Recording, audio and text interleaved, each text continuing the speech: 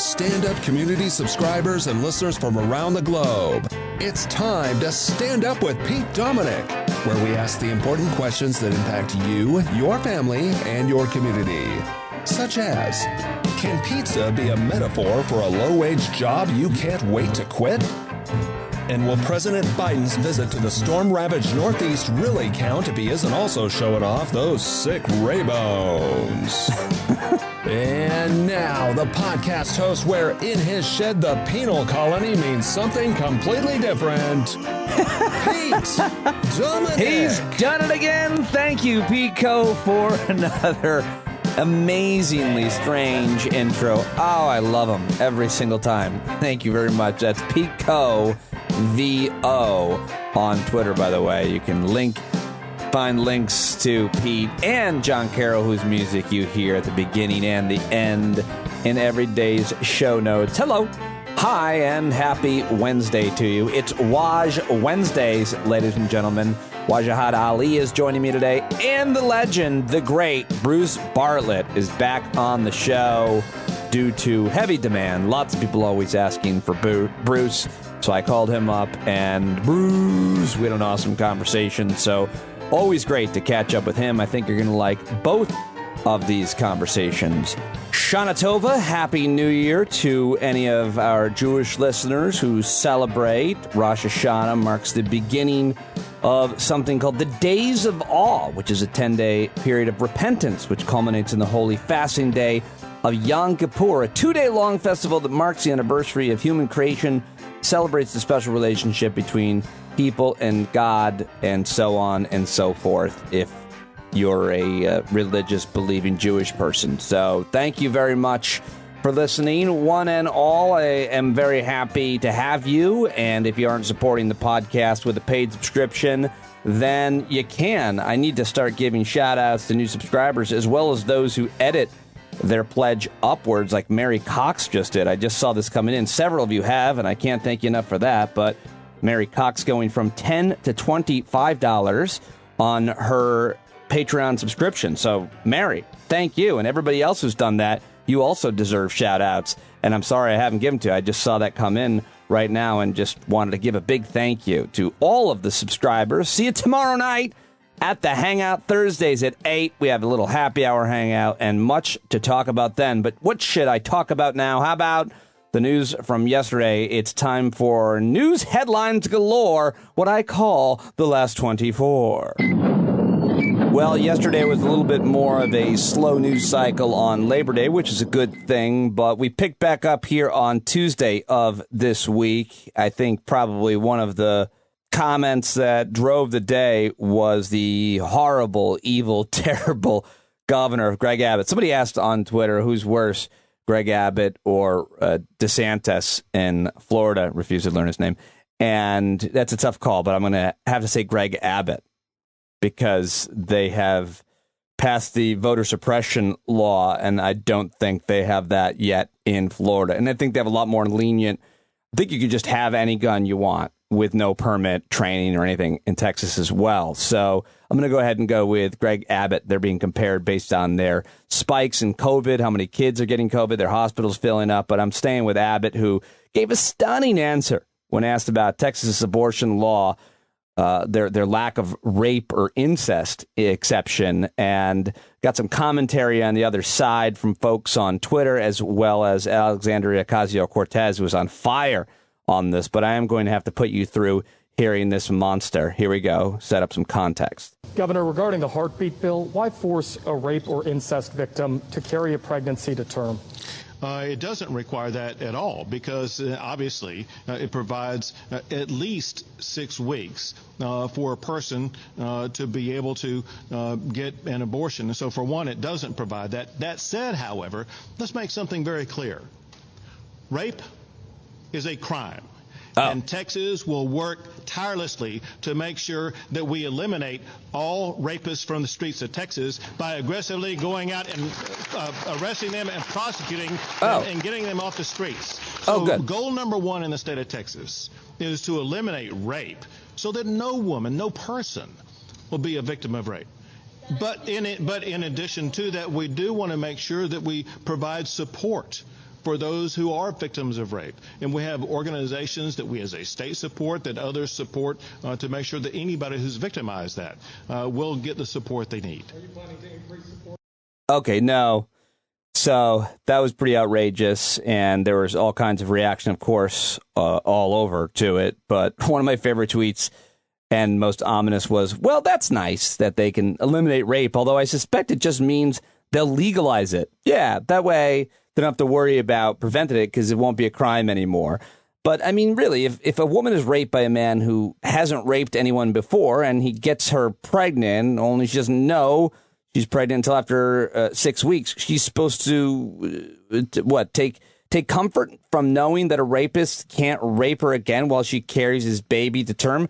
I mean, that is one person on Twitter saying that. I forget who wrote that, but she can, your rapist can, that person was wrong, because you can rape a pregnant woman, too. I mean, it's pretty horrific to even say those words. Joyce Vance on Twitter tweets, "This is shameful. First, 6 weeks is 6 weeks from the first day of a woman's last period, closer to 4 weeks, and putting the onus on victims to focus on this to the exclusion of all else in an environment of fear and shame isn't even a pretend effort at protecting their rights." And here is Alexandria Ocasio-Cortez, who was breathing fire over this, and rightfully so, on Anderson Cooper at 360 on CNN last night. Well, I find Governor Abbott's comments disgusting, and I think there's twofold. One, I don't know if he is familiar with a menstruating person's body. In fact, I do know that he's not familiar with a woman, with a female or menstruating person's body, because if he did, he would know that you don't have 6 weeks. Is that quote unquote 6 weeks? And I'm sorry we have to break it down on, break down biology 101 on national television. But in case no one has informed him before in his life, 6 weeks pregnant means 2 weeks late for your period.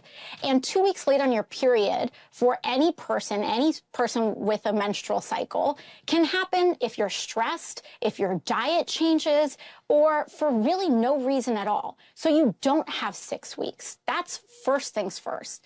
The second area of this, when he talks about going after rapists and this language of him that he uses about getting rapists off the streets, the majority of people who are raped and who are sexually assaulted are assaulted by someone that they know.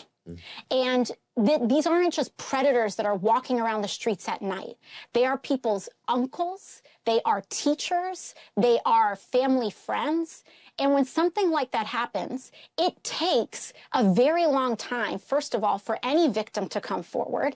And second of all, when a victim comes forward, they don't necessarily want to bring their case into the carceral system. They don't want to re-traumatize themselves by going to court. They don't necessarily all want to report a family friend to a police precinct, let alone in the immediate aftermath of the trauma of a sexual assault.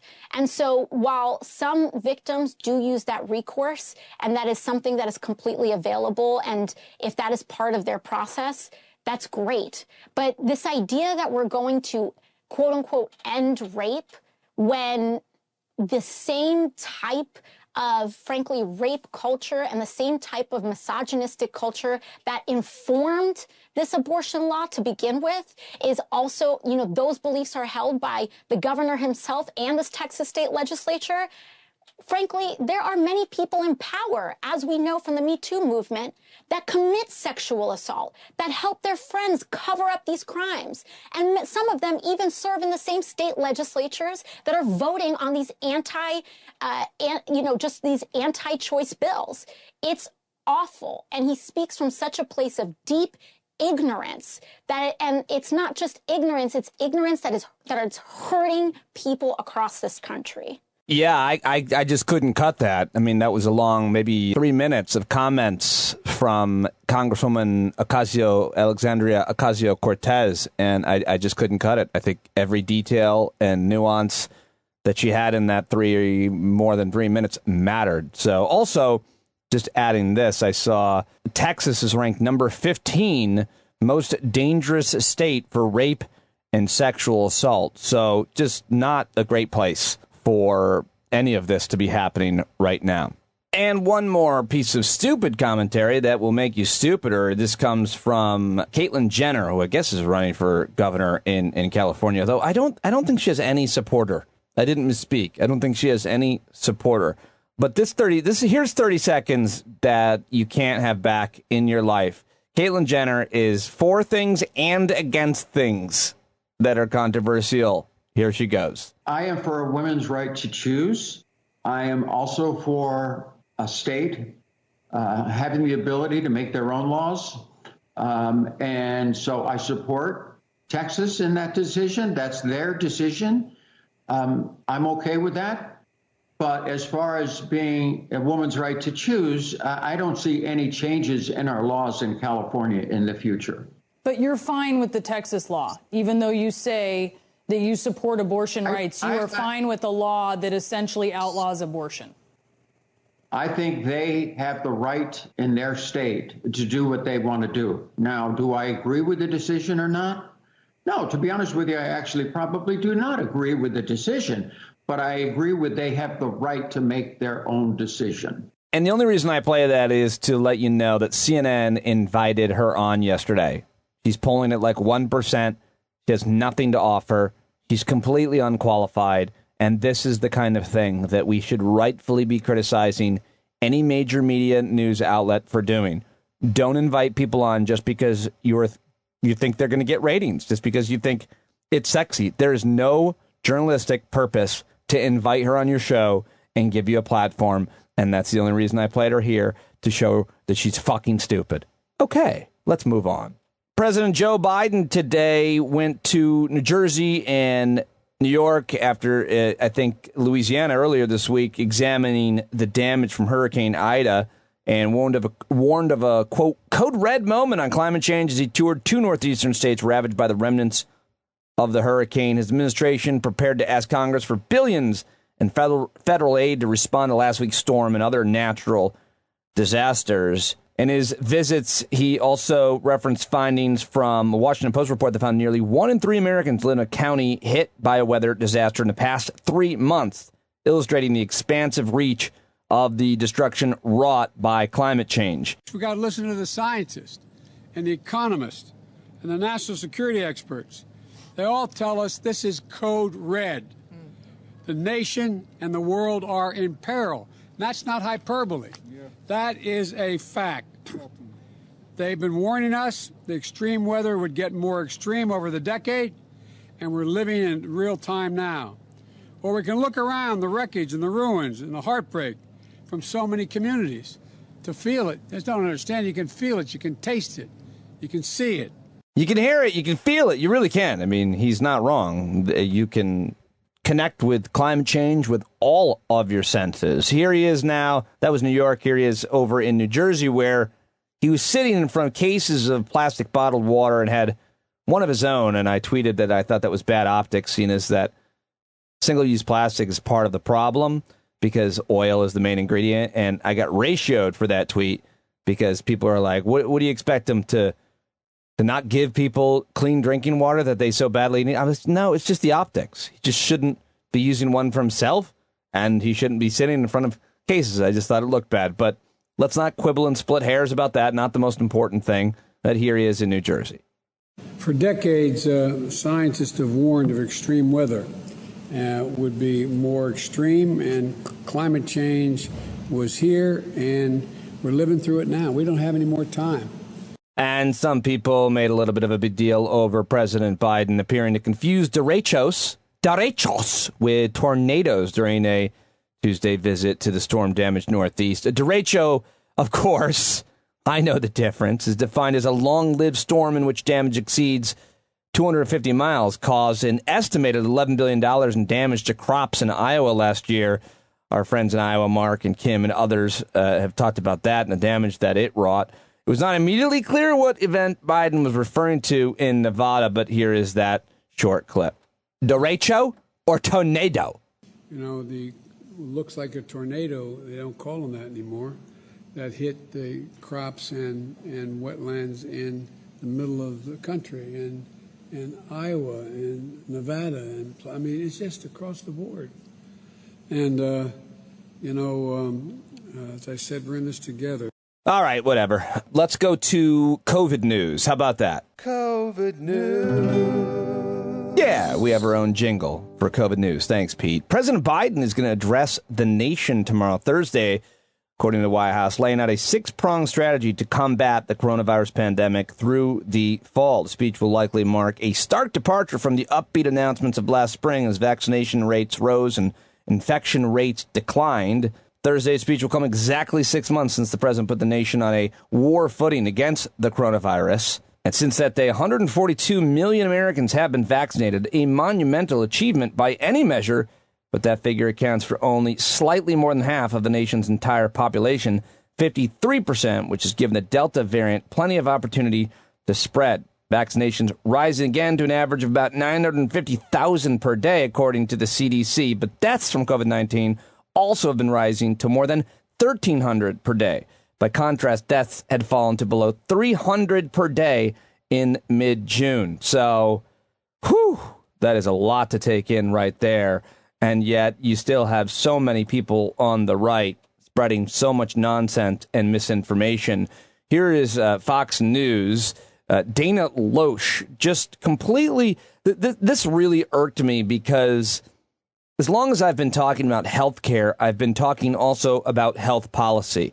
I think that's why we love Aaron Carroll so much. He can both talk about nutrition and science and research, as well as the policies, the public policies that you should be using best to implement the best treatments and drugs and research and so on. And so there's a big difference, I think, between doctors who are in clinic, who are practicing medicine, and those who are, say, have masters in public health, who are implementing public policy. But there are also folks who are both. And Dr. Fauci is certainly one of them, as are so many others. When it comes to epidemiology, it's often part of the training and part of your expertise is not only understand how viruses originate and how they spread, but how to prevent them as well. That's public policy. But don't let that stop you, Dana Loesch and Fox News, confusing the two and acting like you're supposed to stick to one. It doesn't make any sense, but it sure is digestible to a lot of the rubes that she is speaking to each and every day.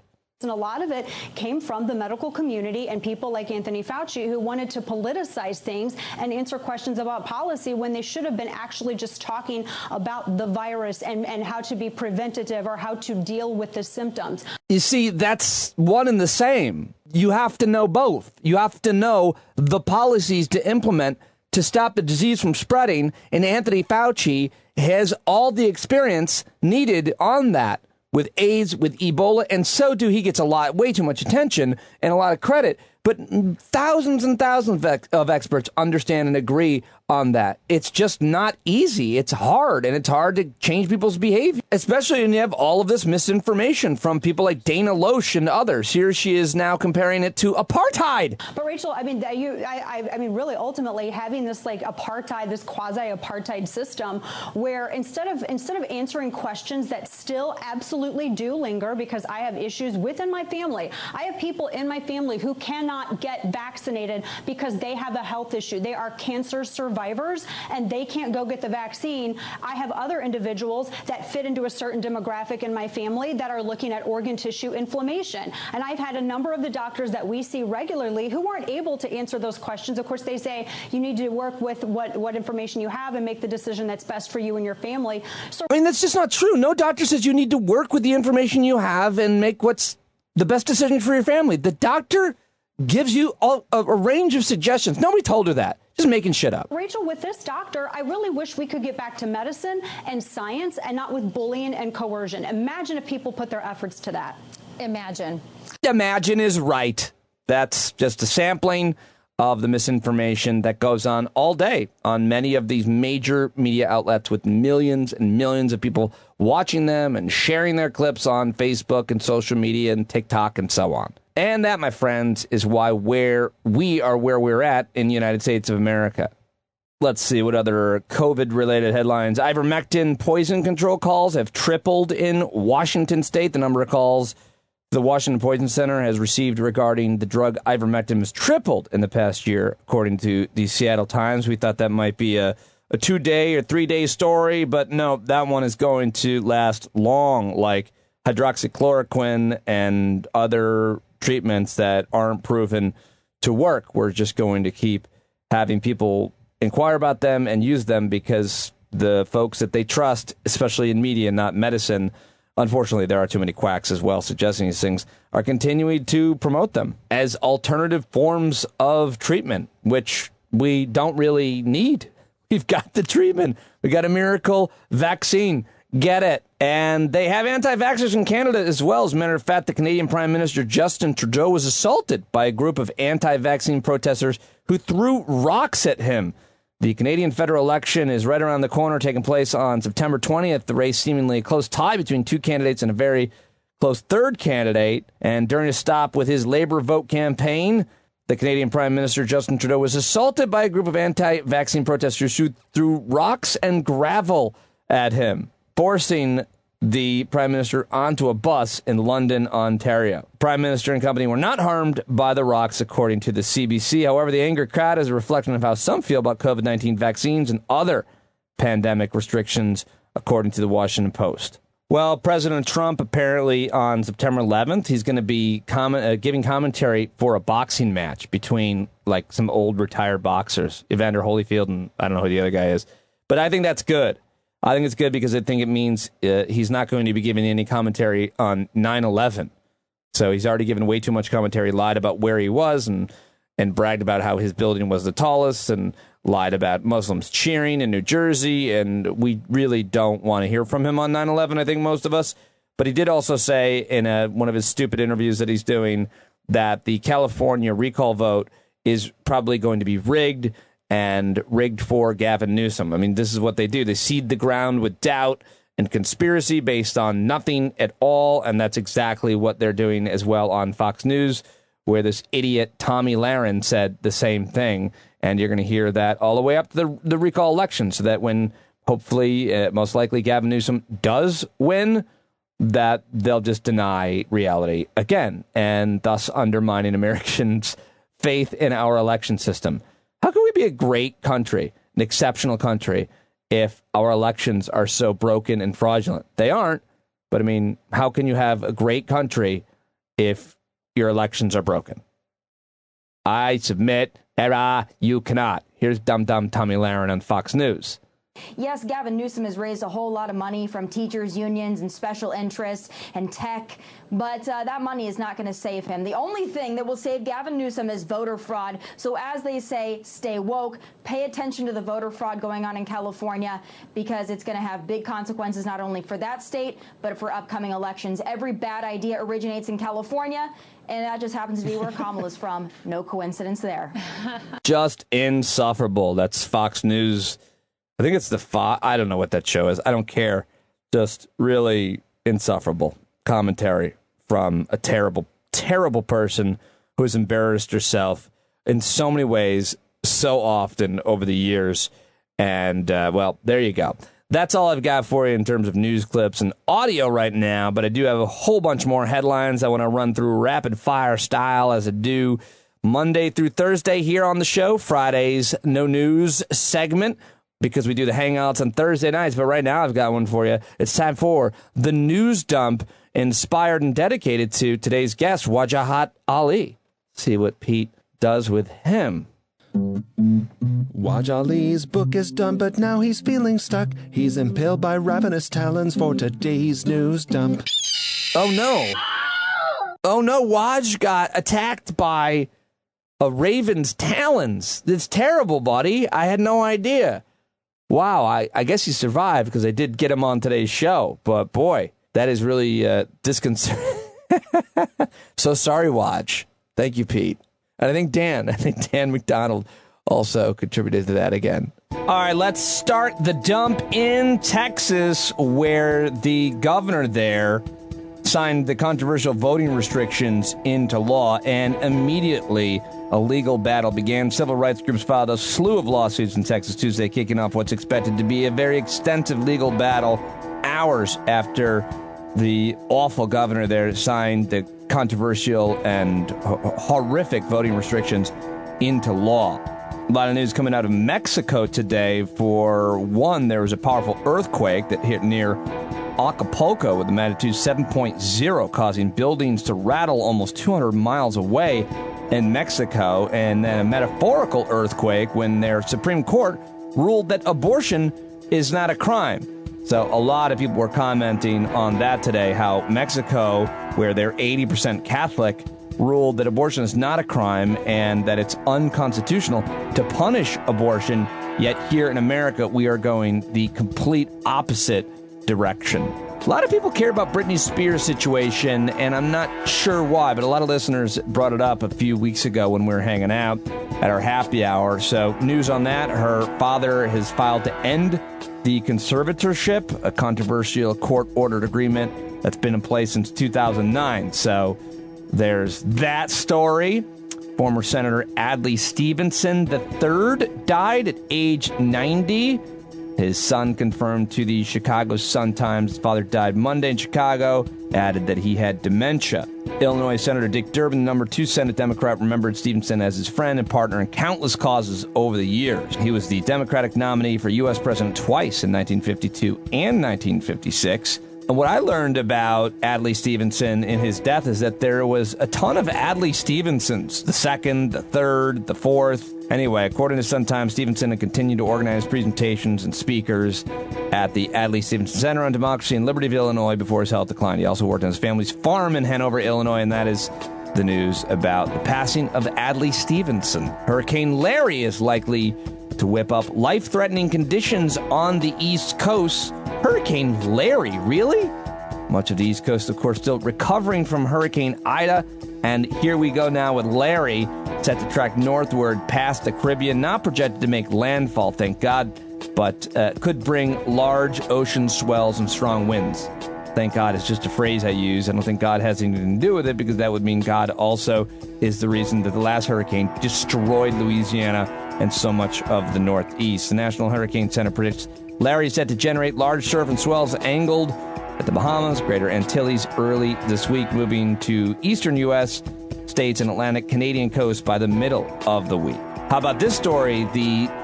An executive at a company that does video games called Tripwire Interactive apparently had to step down as CEO. His name is John Gibson, and he had expressed support for the new Texas abortion law that prevents women from getting abortions after 6 weeks, even in the case of rape and incest. So you can't do that. You can't come out and support that if you're the head of a big company and think that things are going to work out for you. He tweeted that he was proud of the Supreme Court for affirming the law. He said, as an entertainer, I don't get political often, yet with so many vocal peers on the other side of this issue, I felt it was important to go on the record as a pro-life game developer. Well, his remarks were disregarded as the values of our whole team, our partners, and much of the broader community, according to the company. So there's that. And finally today, I thought this was a fun story. A naked woman on a midnight golf cart joyride was arrested early Saturday when she drove through a police perimeter in Florida.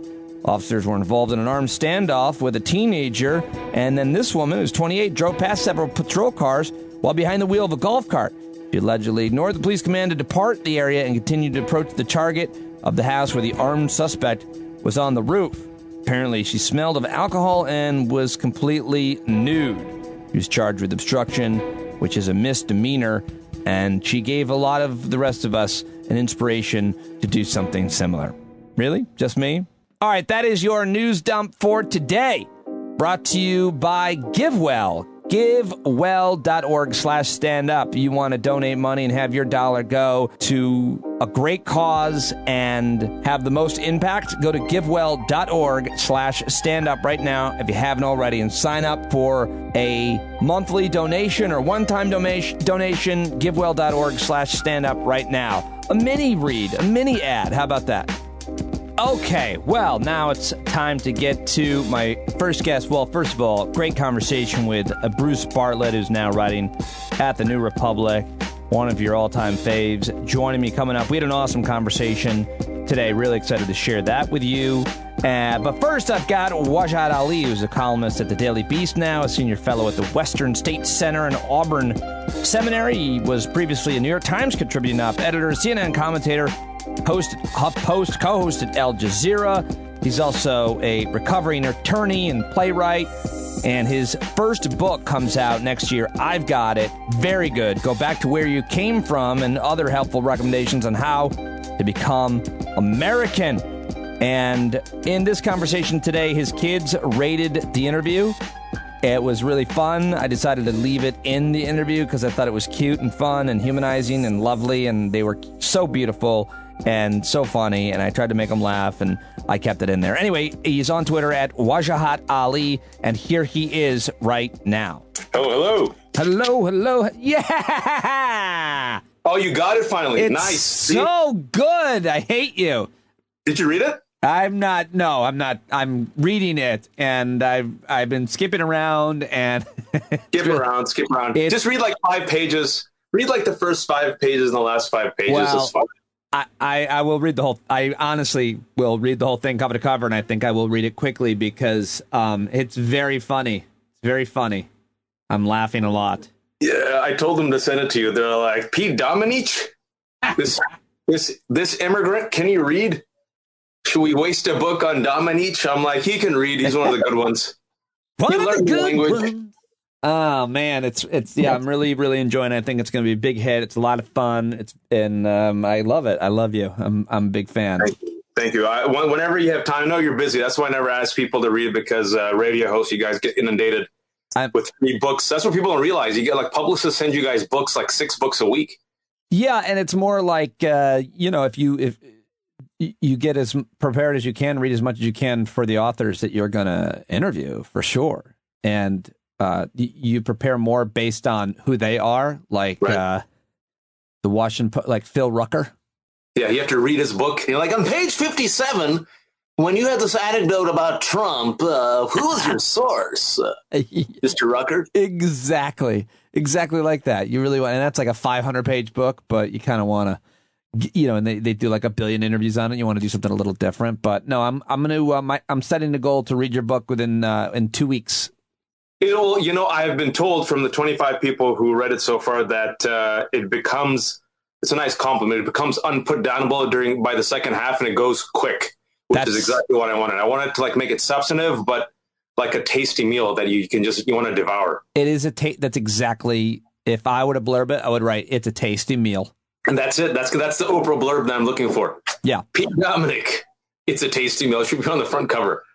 So lots of things I want to talk with you about. I'm recording. Here we go. Let's go. Thinking a lot about 9/11 this week, because it's 9/11 this week. And I realized that more now, 20 years later, I'm an older, wiser person. I realize how much it affected me and how much it affects me. And then I started reading your piece in the Daily Beast and reading your book as well, where, of course, you touch on this. And I was like, as much as it affected me, it really did affect Muslim Americans a lot more, because I was afraid for the first time, but you were afraider. Yeah, more afraid. It's interesting how the 20th anniversary of that terror attack has somehow collectively inspired this introspection. And this, it's interesting, it's happening all across America, not just America. I just got this interview request from Australia and also London, where the folks who are producers and hosts, not Muslims, are like, how did this impact you? And there's something about moment and reflection and the time we're in that I think the elegies that were written for a lot of white Americans, the elegies that were not written or were ignored or were deliberately weaponized to villainize were Muslims and Afghans and Iraqis, right? And I think there's something about us pulling out of Afghanistan and Iraq. Now people are like, oh yeah, there were also Muslims, and there were hate crimes, and we deported them, and there was surveillance, and how is it like for them, the enemy? And for 20 years, write about it in the book a lot. For me, I was 20 years old. I was senior at UC Berkeley. I joined the Muslim Student Association, FML. I always joke I should have joined the Indian Student Association instead and learned how to do Bhangra and do tech support. But, I went to the Muslim Student Association because the first time I ever saw Muslims on campus, I'm like, oh, look, my people, I'm not the token anymore. Right. And I was like one of the student leaders, and the two towers fell, and I was all the way in Berkeley. And that moment became a fork in the timeline for our generation, but especially Muslims or those who look Muslimi. And to the point where literally it catalyzed my entire career. Like whatever happened in that year, I became like not only an accidental activist, but like this cultural ambassador for this thing called Islam and 1.7 billion people. And to this day, I'm asked to condemn violent acts done by violent people I've never met. And if you don't give the right answer, Pete, all of your people will be held as suspects, right? Your citizenship and your acceptance is always conditional to this day. And people people went along with it because we had rage and anger and pain. And the enemy was not just Osama and Al-Qaeda. It was anyone who was Muslimi or anyone who aided with, the terrorists, us or them, axis of evil. And that's how it was for the rest of us born and raised in this country, that overnight we were turned into the enemy, we were them, and we became foreigners in our own country. And in a strange way, now we live in the long arc and shadow of 9/11. The war on terror is endless. The world is a battlefield. Homeland Security is a behemoth. And the people that we, pumped up with steroids to go and fight Al-Qaeda and, let's be honest, innocent civilians in Afghanistan and Iraq are now patrolling the streets of Portland during the 2020 George Floyd protests, literally assaulting white suburban moms who came out to protest George Floyd's murder. Thank you for coming to my TED Talk. Your piece goes into this a little bit, and I think one of your most recent pieces at the Daily Beast. And you actually reach out to two people who I would have certainly reached out to if I wrote things. But I certainly have interviewed them. And it's Ahmed Rashid and Spencer Ackerman. The title of the piece is How America Made Bin Laden's Dream Come True. And it's a really important piece, I think, to read as to what we accomplished, what he accomplished, and there's a lot of nuance there. Why should people be thinking about the answer to this question? What did bin Laden want? What did bin Laden get? Sure. So bin Laden openly used to brag that if we put two Al-Qaeda fighters and have them plant two black flags in China, the United States would overextend its resources and go all the way to China. Specifically, he had the strategy of death by 1,000 cuts, which he learned during the Soviet invasion of Afghanistan, which was a radicalizing moment for freedom fighters in the Mujahideen, right, in the 80s, who are our allies. And Rambo even helped them beat the Soviets in Rambo 3, if you remember. And for Osama bin Laden, who was a privileged child born to the rich bin Laden family in Saudi Arabia, that was his radicalizing moment, the invasion of Afghanistan by Soviet Union. So then you had these freedom fighters like Osama bin Laden and others who came into Afghanistan for this 8-year jihad. They repelled the Soviets from Afghanistan, right? And the strategies that they picked up, then they realized we can use this against our new, imperial overlord, the United States. We can bleed them dry. And so what bin Laden really wanted was to literally bankrupt the United States of America. His intention and goal was the following. If I have them overextend their resources, the American people will be so fed up that America will retrench from the Middle East. It'll get out. It'll stop meddling. It'll stop being a crusader, right? It'll stop helping Israel. And then also we then can topple these compliant dictators who are agents of the American empire, like in Egypt and Yemen, right? So Spencer Ackerman, who you've interviewed and wrote recently a great book called Reign of Terror, I interviewed him for this piece, and he says, listen, nobody won the war on terror. There were multiple losers, and thankfully bin Laden didn't achieve those goals because America is not just retrenched, it's more entrenched, and you see that these corrupt leaders in the Muslim world are still there. However, what Ahmed Rashid said, and he wrote a fantastic book that I think people should pick up called Descent to Chaos.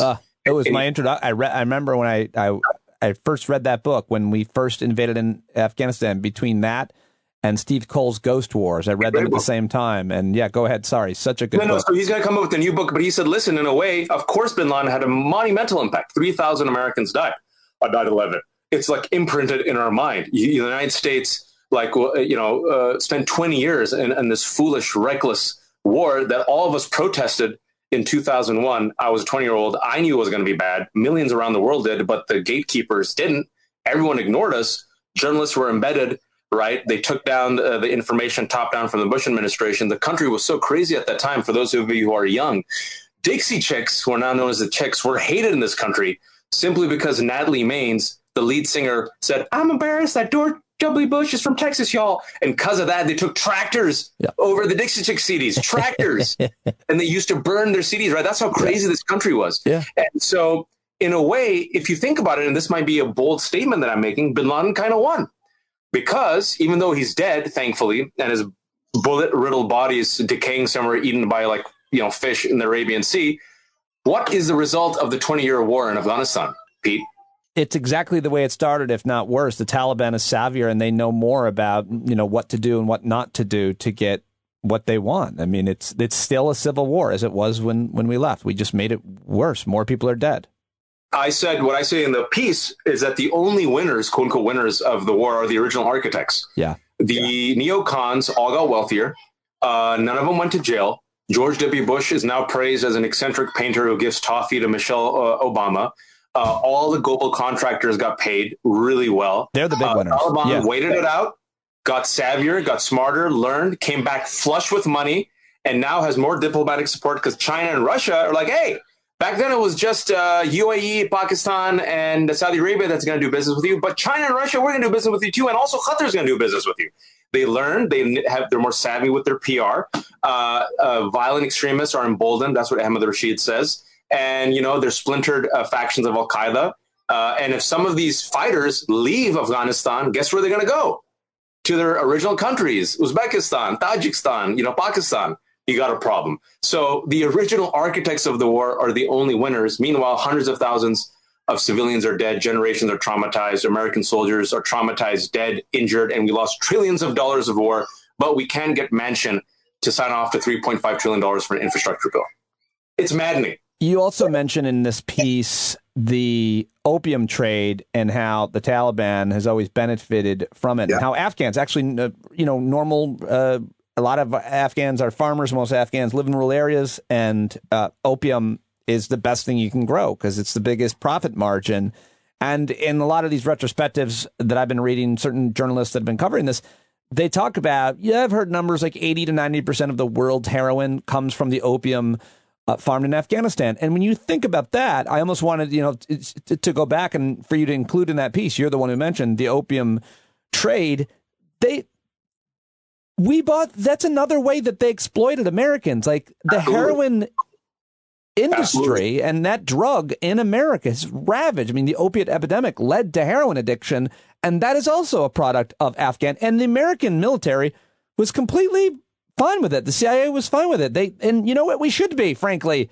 Let them grow whatever they can make money off of. I say legalize it. But anyway, I think that's a really important. And also, I mean, that's a topic for, I think, because it deserves a separate in-depth piece where we knew about it, the American military knew about it, and because the Afghanistan government was so corrupt and there were so many hands in the war on terror, the war on terror is the same thing as the war on drugs. You can't win it, right? And so we turned a blind eye. Everyone knew what was happening. Everyone knew who was cultivating those poppy fields. Taliban took control over it. That's how they had their money. That's how they financed themselves. That's how they subsidized themselves. And now they've come back flush with that money and control of the opium trade, by the way, which, like you said, is not just relegated to Afghanistan. It's an international export, right? And I do agree with you, though, on a side note, that legalizing it is probably the best way, man. Decriminalize marijuana, get people out of jail, and even look at the cost of the war on terror, right? The creation of the Patriot Act, where Americans voluntarily gave up their civil liberties just to feel free. Guantanamo Bay, enhanced interrogation, torture, drone strikes. America's footprint around the world, people hate us, and you can't blame them. Like, hey, here's American soldiers. We're here to save you. Oh, but by the way, we got to blow up your village. You're not going to engender support. All these troops who've come back just so traumatized, and the fact now we have this behemoth military industrial complex that can be turned on us, on domestic citizens, on the drop of a dime. Widespread surveillance, and these police officers who look friggin' jacked like they're from Call of Duty. This is what people didn't think about 20 years ago that the rest of us did. Hold your horses. Wait a second. Take a moment. Breathe. And the only congresswoman who initially voted against the authorization to use military force was my congresswoman at the time, Barbara Lee. Huh. And look what happened to her at that time. People forget. Now she's a hero. But at that time, my God, man, vilified, death threats. The issue of the militarization of the police, so well documented in a 2016 documentary titled Do Not Resist. And the Radley Balko wrote a great book on it. Yeah, I think has written a lot about that as well. Rise of the Warrior Cop. Right, great book. I'm looking at your Twitter feed. Did you create a mosque, and then did you convert Star Wars characters to Islam, and are they praying at your mosque that you made of Legos? Is that what we made the Mos Eisley Cantina, which is a wretched hive of villainy and scum. And after the individuals in the Mos Eisley Cantina spent the night just in utter debauchery, Obi-Wan was there. And as we all know, the Force pretty much is, Obi-Wan's a Sufi master. Pretty much, we know that. And, it's very tied to Sufism and, Eastern philosophy. So basically, in my version on Earth 2, Obi-Wan just says, listen, it's time to throw down, follow the Sufi path. Yeah. And then, all the people drop their arms, and I have a photo of them converting to Islam and praying towards Mecca. And we changed Mos Eisley to Mosque Eisley. Right. And if you look at it, Chewbacca's the only one who just won't get information, but he's still bowing in prayer. And R2-D2 seems to be doing planks, but it's close. So you build the Legos and you create a narrative. Is this with your kids or without? No, my kids. So what we did with my kid, and then my kids were just waiting to finish because it comes with 19 minifigures. And then once we finish it, then they just open it up. It's amazing. If you have the coin and you love Star Wars, the Mos Eisley Cantina is amazing. It comes with 19 figures, and you recreate the entire Cantina scene. And so the whole time, we want to play and create stories. But I'm like, since I spent so much time doing this for you, I get one scene. And the scene that I did was Mosque Eisley. And then I took a photo of it. Can you imagine a grown-ass man? My children 7 and 5, Dad, let us do it. I'm like, hold on. We have to stage this. And my wife came in and she goes, you seem really happy. I'm like, I'm doing it for the kids. And she goes, for the kids. And then she just walked away. And after I got my photo, I'm like, kids have fun. They're like, yay. So there you go. Well, I was really upset by it. And I think you should do one for other churches and religions too. That's my baby. Hold on 1 second. Go ahead. Give me 1 second. Here we go. We got our baby. Okay. Sorry. Hey, look who it is. 10 minutes. This is baby Khadija, who slept at 6 a.m. yesterday. And that's Nunu Bear. Nunu, you want to get in? Oh, I'm so happy to see you. Hey. This is the baby, and there's another one. This is our warrior princess. Come here, who hates water. Here, come on, hurry. Uncle Pete wants to say hi. You have to look at the camera. Look. Here. There you go. This is our stage 4 cancer survivor. Did she see me? No, Bear, you see? Did she get terrified by this? Look! He looks scary, but he's really nice. Look at my head. He has no hair. Baba's going to be bald in 2 years, so enjoy that look. Do you think I'm handsome, though, still? Yes, because you work out and you have a good-shaped head that your parents shaped really well. So you got lucky. If you had an oddly shaped head, then it would be bad. But you have, as my mother would say, his head very nicely shaped. Yes. Nicely shaped head. She's actually said that about me specifically, if I'm not mistaken. Yeah. And also, facial hair is in, so we're lucky. Right. But that means someday it's going to be out. Yeah. Eventually. I'm so happy to have a child invasion. Yeah, I'm sorry about this. Is the first time my kids have invaded. Usually I try to be professional, but it's me. You don't have to be. Oh, look at her.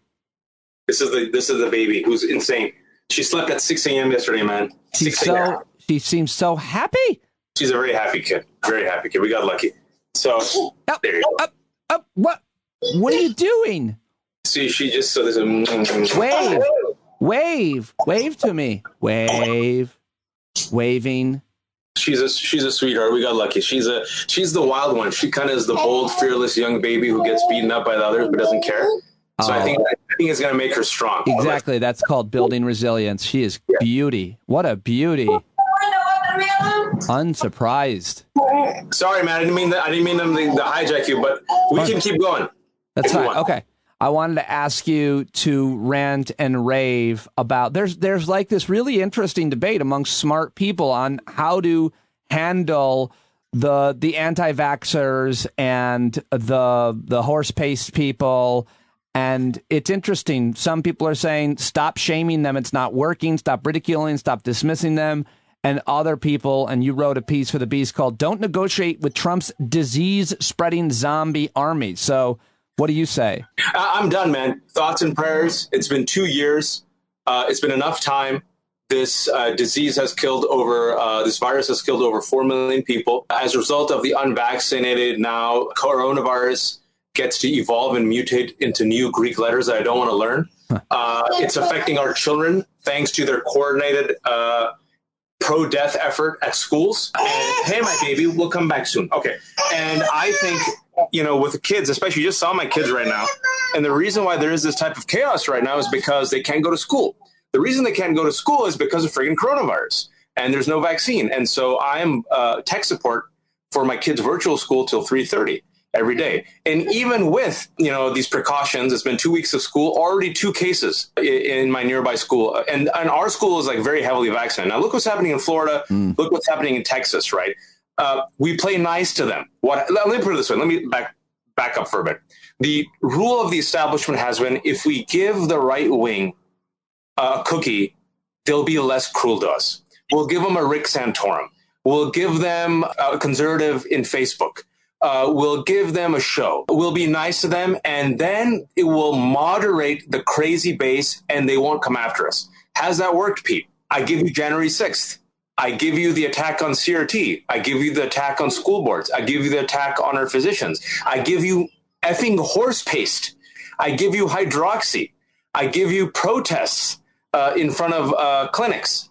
And so what I say is enough is enough. We're not going to win over the 30%. I always tell you this number 30% on your show, and look at the numbers right now. 70% of this country, the vast majority says vaccines, mandate vaccines. 30% is not budging.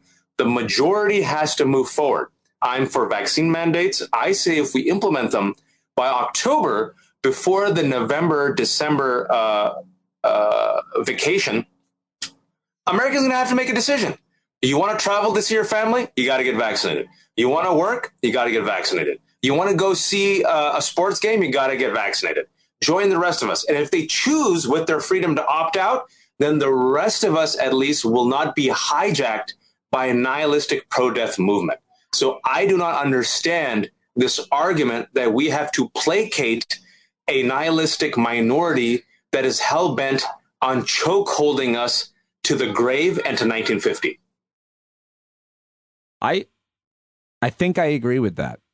I really do. I think that we need to keep talking to each other. I don't think that we shouldn't talk to people. I think to try to get through to people, we need to find ways to communicate them. But I think that's different, or we can do that while not accommodating them as well. I mean, they come to these BOE meetings and they're demanding that we go back to 1950, or we deny simple science. And we have to be able to say, thank you for coming.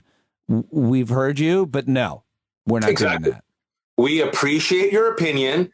Thank you for airing it. We've given you a space, and we choose life.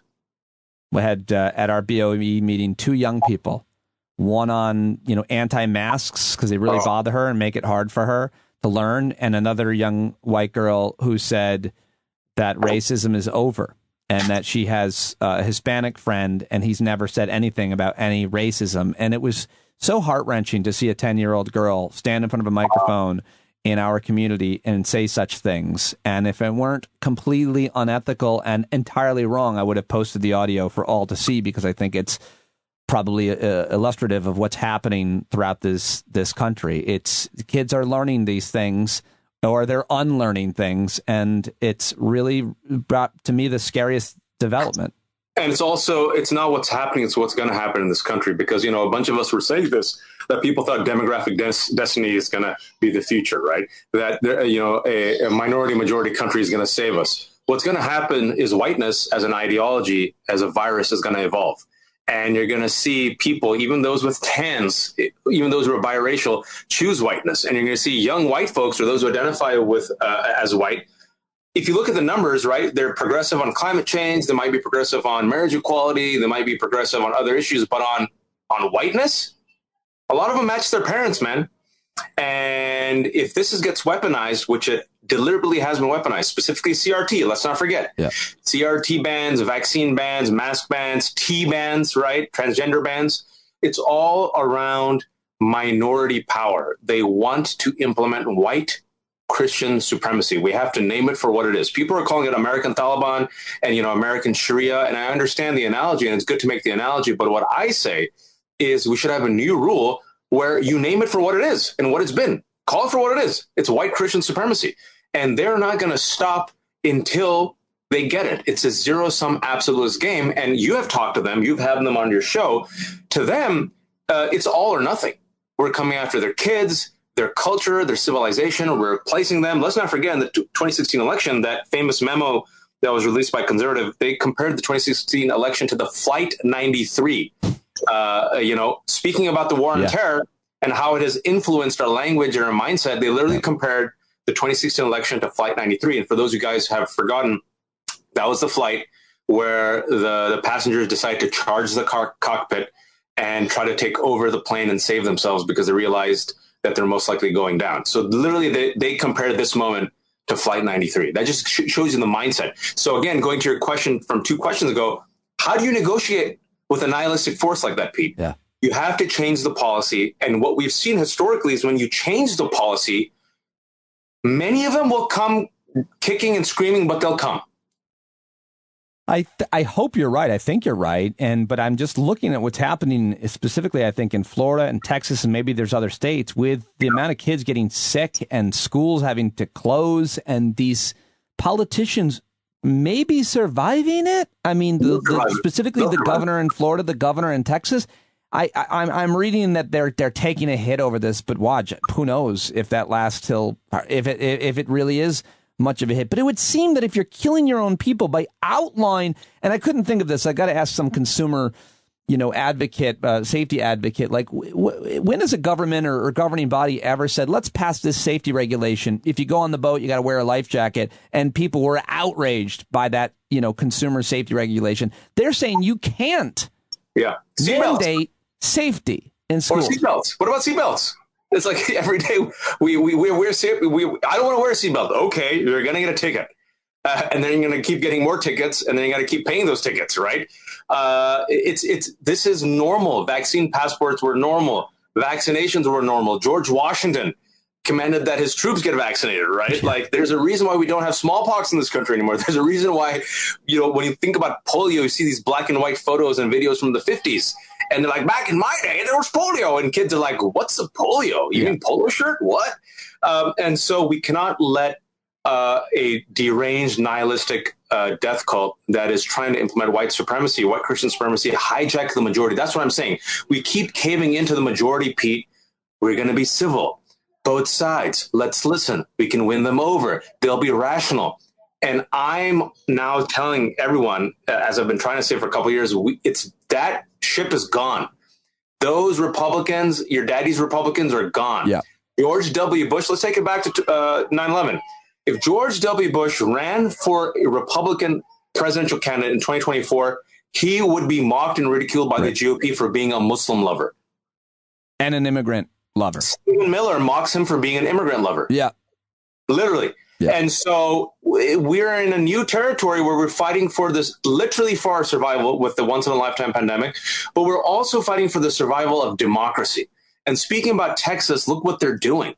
In addition to killing kids, your kids, in addition to literally endangering the lives of women, they have now passed massive voter restrictions because they realize that these policies are unpopular, but if they reduce the voting population, they'll barely get away with it. And that's what Steve Bannon wanted. He said, if we just get enough white voters and do everything else, we'll rule for the next 40 years. He said that in 2016. Yeah, there's a lot of pay very close attention to what he has said. But at least, Texas, the governor there did say that they were going to, he was asked today about, what about, abortion in cases of rape in incest, and he said one of the things that they're doing is they're eliminating rape. So I think that, you got to give him that. Yeah, Minority Report. He's got Tom Cruise there. He's got those 3 psychics in the water, and he does the cool things with his hands, and then he just goes in with the precogs and the military industrial complex police, thanks to the 9/11 money, and he's just going to go knock out rapists, and those rapists just coincidentally happen to be undocumented immigrants, Muslims, and Mexicans. Well, the thing about rape, though, if you know anything about sexual assault, it's far more uncommon. As he said, we're going to get the rapists off the streets. There aren't people running around going, let me find someone I can rape, like someone I don't know. The vast majority of sexual assault and rape and domestic abuse occurs with someone that you do know. It's not like that you can get them off the streets. Like there's guys running around going, does it happen? Yeah. Is it most of the time? No, it's usually like a family member, the coach, the priest, the whatever it is. You're not getting them off the street. They're too busy building trust. Yeah. And so you're using logic, and you just spent a minute using logic. Yeah. Well, and I feel bad for you, because that was a minute that even though if we lived in a sane, rational environment, obviously people would say, no shit, Pete. But we're dealing with a radicalized minority of other, these Americans aren't evil. I keep telling people they don't have horns on their heads. Some of them are neighbors. I listen to them sometimes at the community pool, which is outdoor pool, which is why we can go visit, and smart people not getting vaccinated, and you listen to them. Yeah. And, these are people fed disinformation, radicalized within a small information bubble with a mistrust of institutions, with climate change and income inequality and a pandemic. And one of the great villains of the 21st century is Murdoch's and the right-wing media. And what's terrible about these individuals, why they're really the scum of the earth, is all of them are vaccinated. Every Fox News host is vaccinated. DeSantis has the best healthcare. Abbott has the best healthcare. Ted Cruz's kids go to a private school where they have to wear masks, but they're perfectly fine killing your kids for power. And I hate the hypocrisy. I would wish, in a small way, I would have respect for them if they had the courage of their convictions. Yeah. But they don't even have the courage of their convictions to follow it all the way through. And the rest of us have to suffer. So I say enough is enough. And I just want the majority to wake up and say enough, because this should have been, I hate saying this, man, this should have ended. We should have reopened 6 months ago. We could have. But now this is going to drag into 2022. And how many more children have to suffer? Love talking to you. Thank you very much for joining me tonight. And I know you've got Legos and children to get back to, so thanks for fitting me in. I'm so enjoying this book, and I hope everybody, when can you pre-order it? You can go pre-order right now. Go back to where you came from and other helpful recommendations on how to become American. So good. Loving it.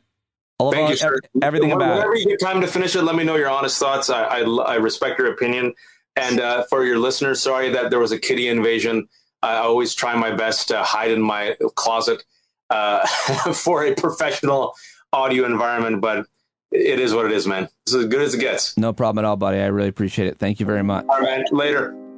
All right, there he goes, Wajahat Ali. And check my timeline and his timeline on Twitter. You can see the pictures of his kids blurred out a little bit. He doesn't love sharing pictures of his little kids on publicly, but I got to see him and they were great. And I always love talking to him. So much fun. Definitely pre-order the book. It's so good. Go back to where you came from. Check it out right now. Okay. Thank you so much, Waj. Always great to have him. So enjoyed that. And now it's time to get to the great Bruce Bartlett. It's been far too long since I caught up with Bruce. And I reached out to him and asked him if he could talk to me, and he said yes, and so I called him. He's a longtime observer, commentator on economic and political affairs. In D.C., he's written for virtually every major national publication, The Times, The Washington Post, The Wall Street Journal, USA Today, Politico, and so much more. And he spent years working in government, including mostly all Republicans, actually, in the staffs of Ron Paul and Jack Kemp and Roger Jepsen. He also worked as the executive director of the Joint Economic Committee of Congress, a senior policy analyst in the Reagan White House, deputy assistant secretary for economic policy at the Treasury Department during the George H.W. Bush administration. He's also the author of 9 books, including New York Times bestseller, The Benefit and the Burden, Tax Reform, Why We Need It, and What It Will Take. He's appeared regularly on television and radio and used to join me all the time on SiriusXM. I personally created his Twitter account, and he long ago surpassed me in followers because he's so honest and great and frank, and I always love talking to him. And here's my latest conversation with Bruce Bartlett, who I called up yesterday afternoon. He is on Twitter at Bruce Bartlett. Please let him know you heard him, and I think you're going to enjoy this. Hello? Bartlett! Hey. Hey, man. What's up? Good to hear your voice. Yeah, been a long time. I know. And I'm not even in the bathroom this time. Oh, well then, you know what? When are you going to be? I'll call you back. You let me know, and I'll work around your schedule. How you been, pal? Oh, okay, I guess. All things considered. Well, being surrounded by complete idiots, doesn't make life entirely pleasant these days. I've seen, you're still at the New Republic, right? I've seen your last was July, the debt ceiling piece. Yeah, that was the last piece I wrote. I just have had trouble motivating myself to write anything. You owe nobody nothing. I'm just glad to have you in conversation for the podcast. You want to talk about anything in particular? I just really wanted to catch up with you and ask you a few different things, but is there anything that you really want to bandy on about? Nothing in particular. It's just I don't know how you or anybody else, frankly, these days, gets any kind of optimism about, that would motivate you to just go out and do something. It just seems like there's so much terrible news about people, not only resisting vaccinations, but preventing other people from getting vaccinated and taking quack cures and being extremely aggressive about this.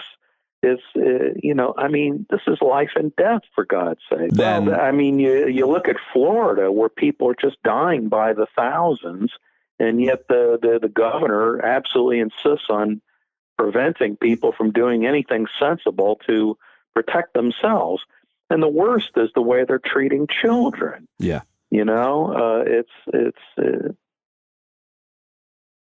Please show me the silver lining.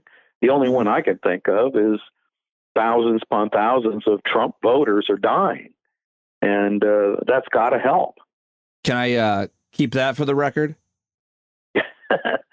I've said it publicly. There's nothing to. Okay, so I mean, the interesting thing I find is when I make these kinds of statements on Facebook or Twitter or wherever, I get no pushback. All I do is get people saying, "Yeah, you're right. There's nothing we can do about it. Let them die." That's and the callousness of that bothers me as well. We should care, but the people who we're trying to care about are so aggressive in their stupidity. You just feel like, let's wash our hands, hunker down, and wait for them all to die. I think that there's a lot of truth to that. I think there's a lot of ignorance, stupidity, and even arrogance. But I think, and I bet you would agree, that the bigger issue is not that people are dumb and gullible. The bigger issue is that there are people who know better that are misinforming them on purpose. I feel like the dumber I am, the easier it is to believe something. And I feel like I've learned critical thinking skills. I still fall for a lot of bullshit to this day when I hear a good argument because I don't know the counter argument. But I feel like the blame should go on the media personalities and politicians who are pouring this poison into these vulnerable people's brains. What do you think? Well, that's absolutely true. But the larger question is, why are they so susceptible to these charlatans? And I, for the life, maybe I'm an idiot, but I've never quite figured out where exactly this QAnon stuff comes from. I mean, where do you go to find out what QAnon is saying today, just so I'd know what the latest is? How is it these people who have great difficulty using the internet to find, useful information have no difficulty finding the craziest information that's out there, and I can't find it myself. Well, is there QAnon.com or something? I don't know. There really is. I mean, I think it's the rabbit hole. And when Bruce Bartlett goes down and a Google or a YouTube or a search rabbit hole, you don't end up going down the same road they do, which are these dark websites, the 4chans and the 8chans. Not to mention, I think more likely you're seeing it spread amongst people who are susceptible that get everything from Facebook. While Facebook is clamped on it, it's impossible to prevent people from sharing these things. But you're just not looking at those places because you're not curious to. And I think it goes back to what you said about why they are susceptible to it. Why do they trust horse paste over a vaccine? Like one of them's going to save your life and one of them's going to maybe kill you. Or if you don't take anything, more likely kill you. I don't know. I think that's right, but it also raises interesting questions about the whole nature of the dissemination of information. Mm-hmm. I mean, you have people trying their best to get certain types of information out, maybe just, for advertising purposes to sell products or whatever. And yet we're finding that the most effective means of reaching certain people is to use secret means that you have to make a special effort to find and to know the secret hand sign and the secret, passwords to get. And this is, the gospel truth to, maybe a third of the entire population.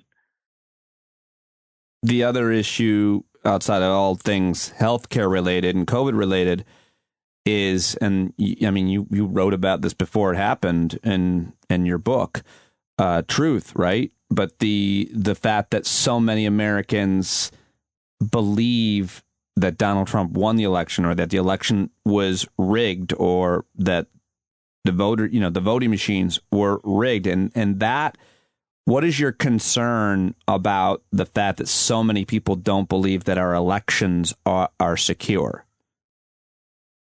Well, it's obviously very serious. It, raises serious questions about the legitimacy of our whole system of government. But the thing is, maybe I'm an idiot, but I don't believe those data. I think what happens when some pollster calls, people give rote answers. They don't say what they really believe. They say what they're programmed to believe.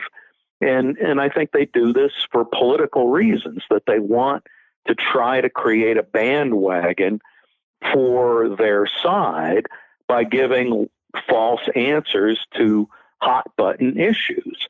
And so I think that, a very considerable number of the people who say that Trump won the election, don't believe that at all.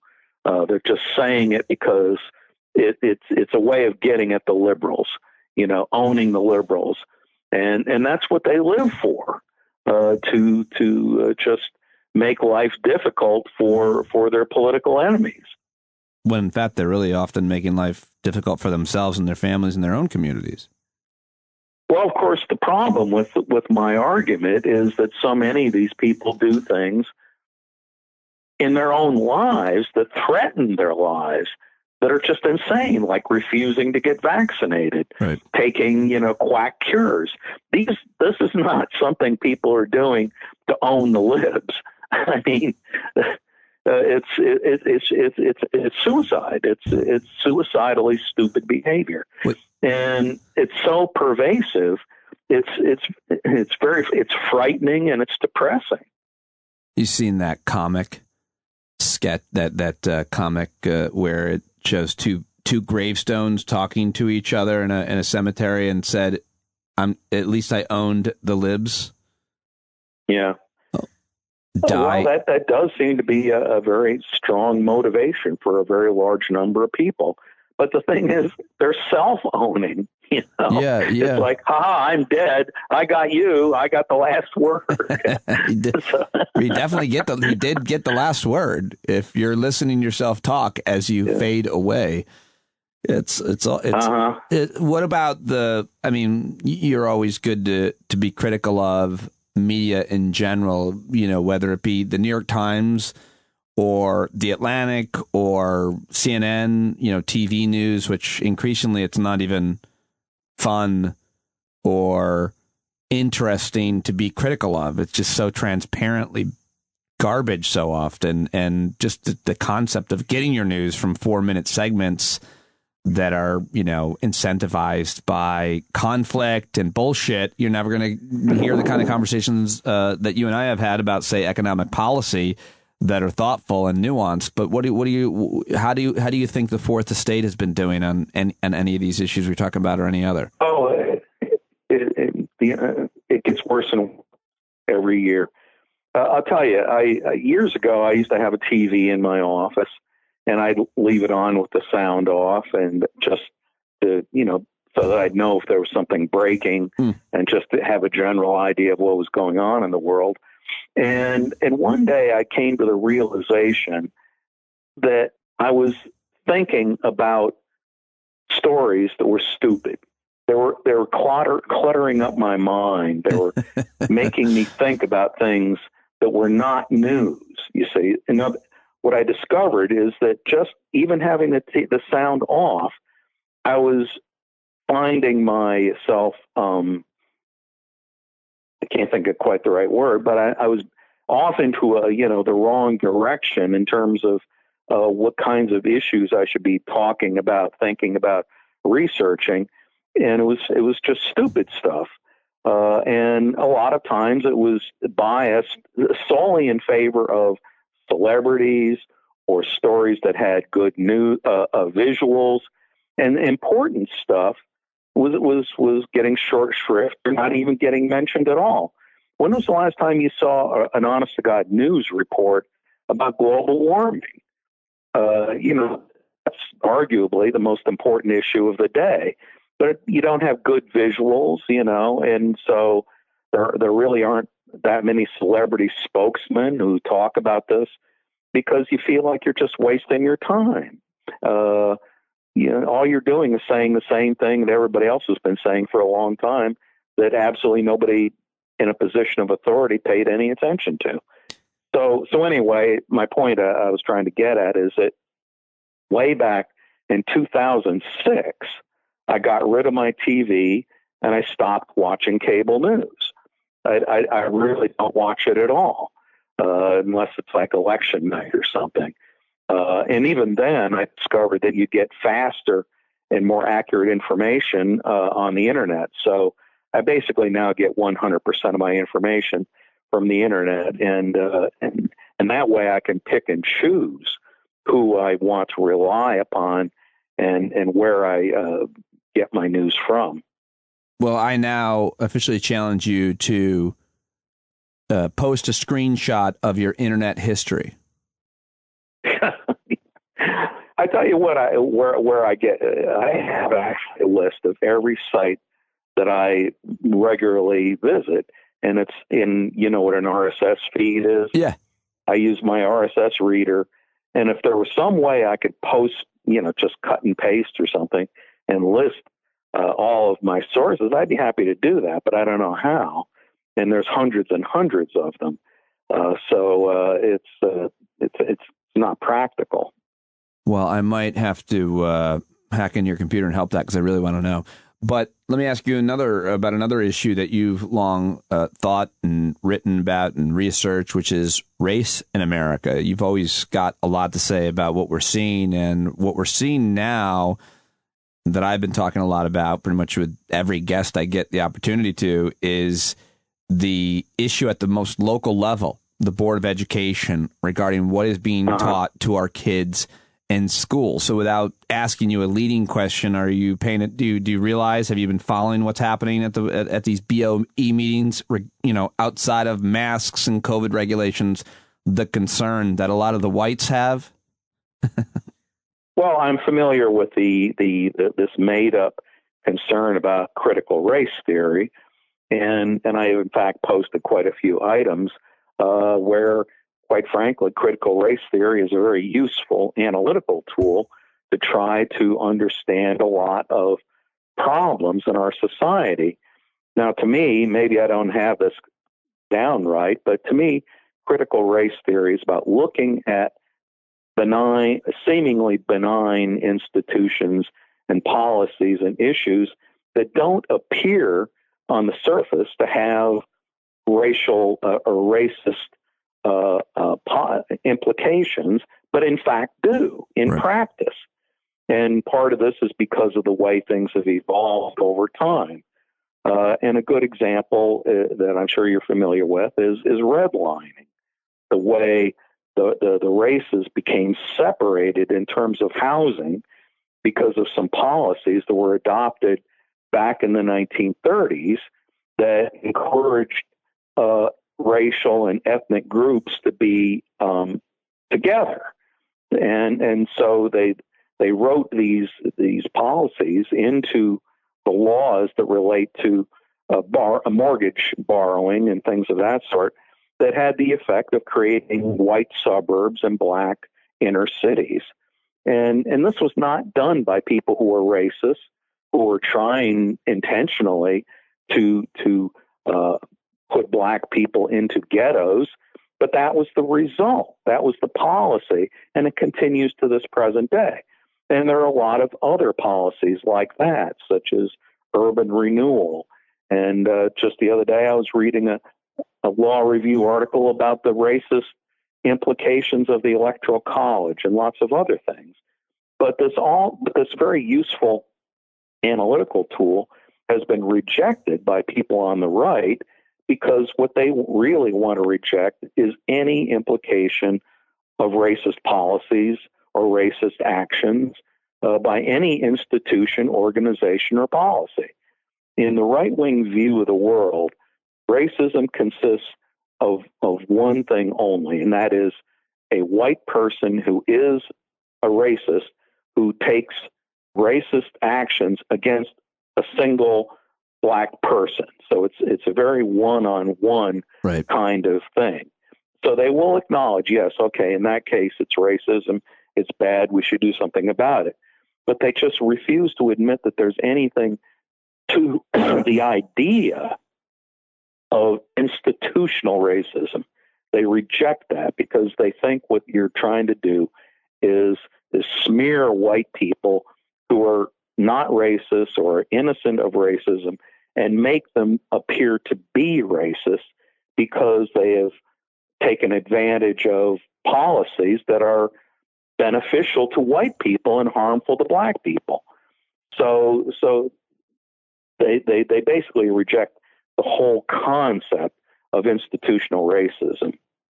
Yeah. They don't even want to hear about it, much less efforts to teach folks how to understand the idea of diversity and inclusion and outside even of race. You know, I told my mom about how that was being rejected. My mom was a public school teacher, and she just started ranting about how inclusion to her meant bringing kids into the mainstream class that had learning disabilities. Like, it's not just about race. The idea of diversity and inclusion is anybody that has anything that makes them marginalized or a minority. There are resources for them to be helped, and there are resources for the rest of us to understand how to support them and how to include them. It's now controversial, diversity and inclusion, Bruce. Yeah, well, there's also another thing on the right, which is quite amusing, which is, as you know, whenever you bring up the issue of racism with somebody in a one-on-one situation, these people who may in fact be racist will always say something to the effect that, oh, but some of my best friends are black, or some of my best friends are Asian, or something like that. And see, for Republicans, they do it a little differently. They'll say, oh, but I support Larry Elder to be governor of California. He's black, therefore I'm not a racist. Or I love to read Tom Sowell, who's a black economist and a writer, and things of this sort. They find isolated examples of people, black people, who have completely the same worldview that they have, and because they support them, somehow or other this means they're not racist and cannot possibly be racist. What do you think about the war in Afghanistan and it coming to conclusion? how it came to a conclusion or how it was fought or why it was fought? Well, I think it was a terrible idea in the first place, and we could have learned something from the Russians, for Pete's sakes, but or from ourselves in Vietnam. Yeah, I mean, I think it's sad that so many people died literally for nothing. We accomplished absolutely nothing. And my nephew served a tour in Afghanistan, and he doesn't even like to talk about it. It was such a nasty experience for him. But what bothers me more than anything else is the cowardice of Obama and Trump, who both knew this was a waste of time, knew we should have pulled out, and neither one had the guts to actually do it because they knew that it was going to be a clusterfuck at the end. There was no easy way of getting out without there being a lot of dead people and people left behind and, leaving behind tons of equipment and all this other stuff that we're reading about in the papers every day. And I give Joe Biden a tremendous amount of credit for having the guts to pay that price of saying, look, it's going to be a mess. I'm going to take a huge amount of hits for the way this thing looks, but it's the right thing to do. And frankly, I think he'll come out ahead. The polls I've seen are all very supportive of pulling out of Afghanistan.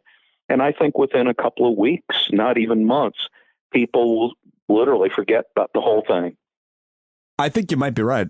I think you might be right about that, except those who, had more of a stake personally in it, veterans, their families, and obviously those who are still there. But I think overall, the politics of it, I tend to agree with your opinion about that. I mean, nobody cared while guys, men and women were serving there. They didn't care. The news didn't care. No one cared. I covered that war in terms of interviewing experts, from my comfortable chair, the whole time. I talked to people all across the spectrum, from veterans and foreign policy experts and historians and war analysts. It was important. It was interesting, but nobody gave a shit.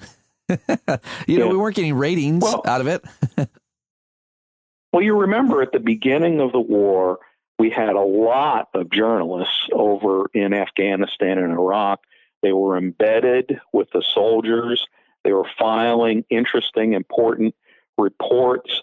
But as, the years went by, there were fewer and fewer people doing that. Yeah. And I think a lot of it has to do with the fact that it's very expensive to keep a journalist in the field and have a cameraman and a sound man and all the other interpreters and all the other people you need to be able to be on the ground and cover a conflict of this sort, not to mention the danger. And they just stopped doing it. And so the story just went away for lack of reportage. Yeah, that's why, you should always find news outlets that have correspondents in conflict zones or in, international places and try to support and read them, because it matters more now than ever what's happening in the world. So what do you think about all of the, I mean, you're an expert and you've written and researched so many different subjects, but certainly on economic policy is where your wheelhouse has always been. And it seems like we've never paid less attention to economics than over the past couple of years. And it also seems, for me personally, I'm so confused about what a pandemic does to a nation's economy, much less a world's economy. It's interesting if it wasn't so scary to look at supply chain issues and so on and what that all means.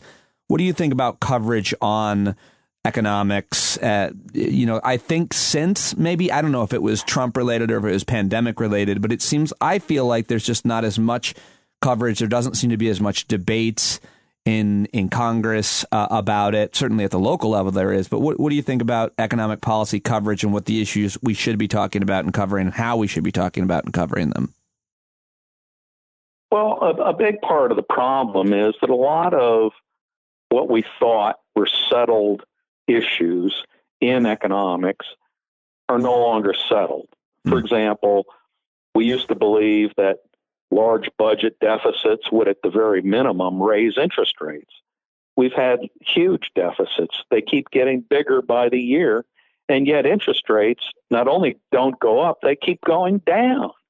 This is like saying supply and demand don't work, and I don't think people have figured out how to understand that kind of issue. We used to think that if you increase the money supply and if the Federal Reserve kept its target interest rates too low, this would automatically lead to inflation. Well, the Fed's been doing that for 10 years now, and yet inflation, there's no sign of it to speak of. So there's another fundamental relationship that we thought everybody understood, that is, every economist understood, that just seems to have broken down. Well, a lot of people. Sorry to jump in, Bruce. A lot of people will hear you say there doesn't seem to be any sign of inflation and say, hold on a second, everything costs more. Well, you have to understand that the inflation rate is an average. So you've got some prices that go up, other prices that go down, and you have to aggregate them all together to get an average. Now, and also some things go up for a while and then they go back down for a while. The price of gasoline is constantly fluctuating, and people have a tendency to remember when the price went up, and then they don't notice when the price comes back down again. So they have a distorted picture from their own personal framework of what is happening with inflation, because some of the stuff that they buy may be going up, whereas the prices of things that are going down are things that they're not buying. So that's why you have to rely on the government data. And and some people don't trust government data, okay? But there's private sources of information about this. There's something called the Billion Prices Project. And what they do is they take electronic data directly from the scanners, in stores, food stores and other stores that gather the prices that people actually pay at the checkout. And then they aggregate all this data. They have billions and billions of prices coming in every day, and they can keep track very carefully of what is happening at the ground level. And it shows, very modest inflation. So there really isn't any denying this, but, people will, and unfortunately there are people out there who are just plain liars, people at the Heritage Foundation and Republican organizations. They'll, highlight any price that happens to be going up and simply ignore any price that's going down purely for political purposes. They're not trying to be honest actors in these areas. What I do see is headline after headline, day after day, about giant corporations raising their minimum wages. And I want to know why you think that is.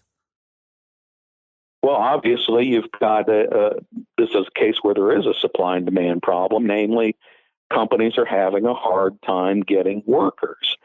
And it's interesting. We did an experiment. Republicans said the reason people aren't working is because welfare benefits, and they include unemployment compensation as welfare, is too cushy. People are getting too much money for doing nothing. So their policy was to cut off unemployment benefits. And there are a number of states with Republican governors that cut off benefits, even though the money was all coming from the federal government, wasn't costing the state anything.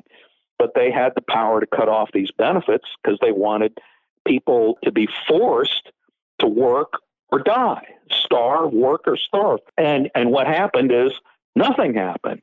The unemployment rate did not go down because it wasn't people weren't luxuriating in with these unemployment benefits. They just don't want to do crappy jobs for crappy wages. And how they're getting by is an interesting question. If we had a functioning journalism industry, they'd be out there at the grassroots talking to people. How did you pay your mortgage last month? How did you pay for food last month? And find out from these unemployed workers precisely what it is that's keeping them from looking for work. And there's tons and tons of jobs being advertised there's more jobs available than there are unemployed workers. Theoretically, every single unemployed person could get a job tomorrow if they wanted to. I wanted to ask you about your a couple of your recent pieces. If you've got a few more minutes, can you? Sure. All right. Sure. The debt ceiling debate. Are we going to be doing this? And if so, when? You wrote a piece for the New Republic back at the end of July. The debt ceiling debate is Congress at its dumbest. What do we need to know and when? Well, people should know there's a stupid law called the debt limit, and it's set at a particular dollar amount. It says you cannot borrow any more above this amount and until it's raised. And the problem is the government borrows constantly to repay bonds that have matured, to pay interest on those bonds. So a lot of what the government borrows for isn't for spending, for goods and services and things of that sort. It's to pay back, bondholders and to pay interest. And what happens is if you don't raise the debt limit, we have a default. And the default is the same as what would happen if you just stopped paying your mortgage. Your credit rating goes into the toilet, and you run into all kinds of financial problems. Now, this is a really stupid law, and it's so stupid that the United States is the only one on earth that has it. Every other country says, look, the key decision was made when you voted to raise spending or cut taxes and therefore create a deficit. And to, after the fact, say, oh, we've decided not to finance that spending that we voted for previously. It's the analogy that is exactly correct is this. You go out and use your credit card and buy a bunch of stuff. And then when the credit card bill comes in, you say, oh, I must be responsible and not run up so much debt. So I'm just going to not pay my credit card. Right. That's exactly what is happening here. But you have demagogues and morons and idiots who nevertheless say, oh, we must, not raise the debt limit. In fact, a default would be a good thing because then nobody will ever lend money to the federal government again and we'll have a balanced budget overnight. There are people who say this. What about accountability, Bruce? What role does accountability play in the future and in change, specifically the insurrection? I don't think I've talked with you about it, and I'm not sure if you wrote anything about it. I'm sure you've tweeted plenty about it. But the idea of whether it be the financial collapse of 2008 and the that fraudulent, in my opinion, Financial Crisis Inquiry Commission, or 9/11, or Benghazi, or which was kind of made up.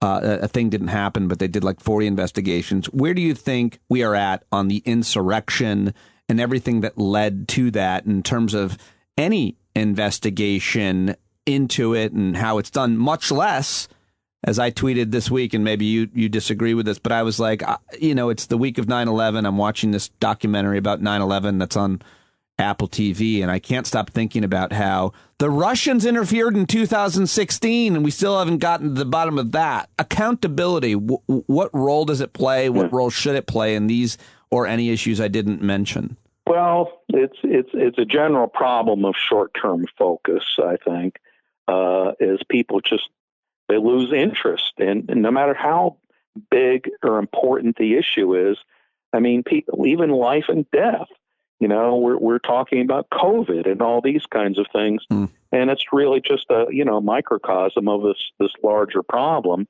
of getting people to focus on issues and information.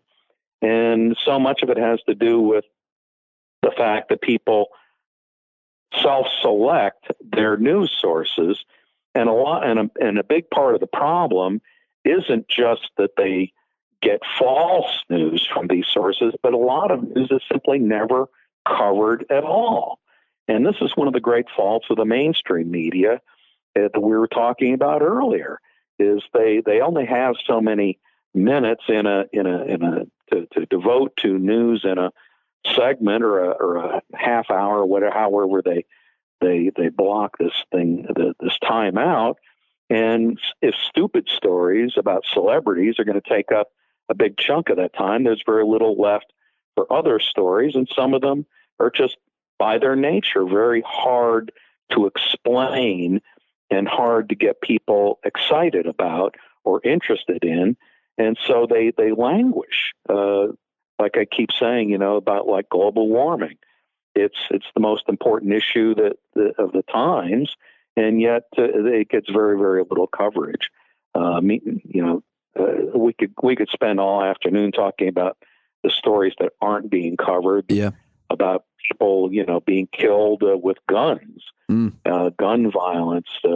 It's practically a rare day that you don't hear about, a mass killing.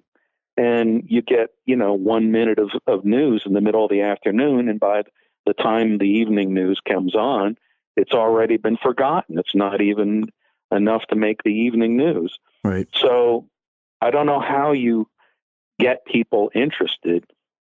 I mean, one problem that I keep complaining about is that the right has permanent organizations, permanent institutions that employ, thousands upon thousands of people who follow the same issues day after day after day, trying to think of a way to make this issue hot so that people will pay attention to it.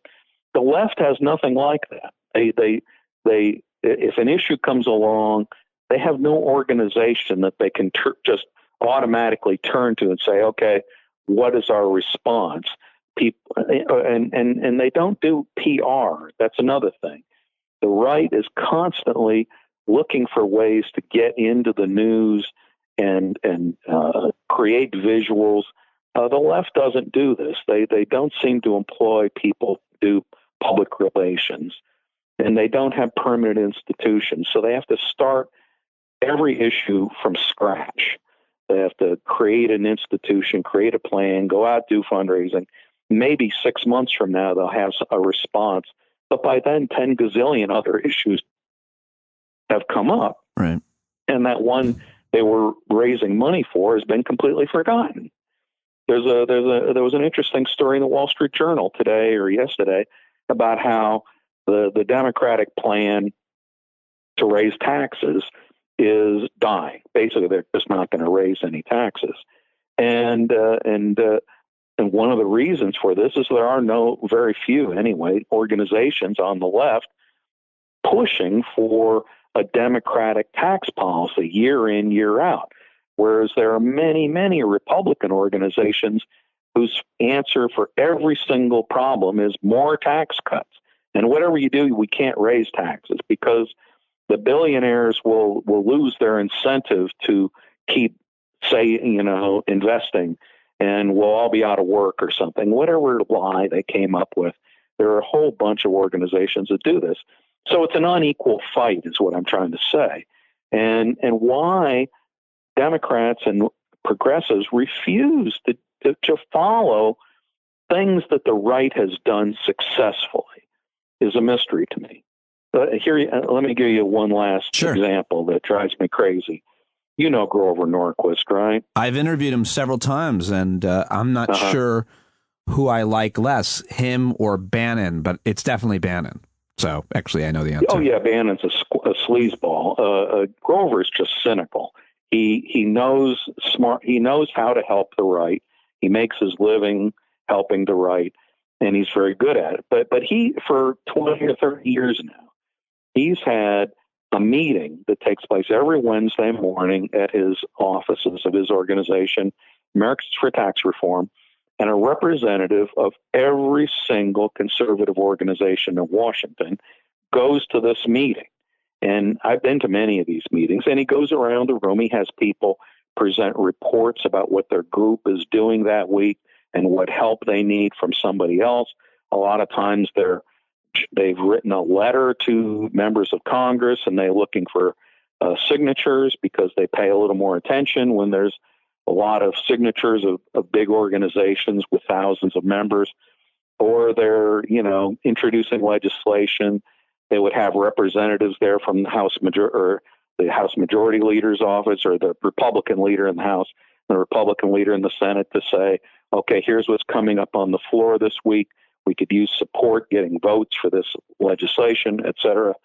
And so anyway, and what Grover does is he demands that everybody get on board with all of these issues.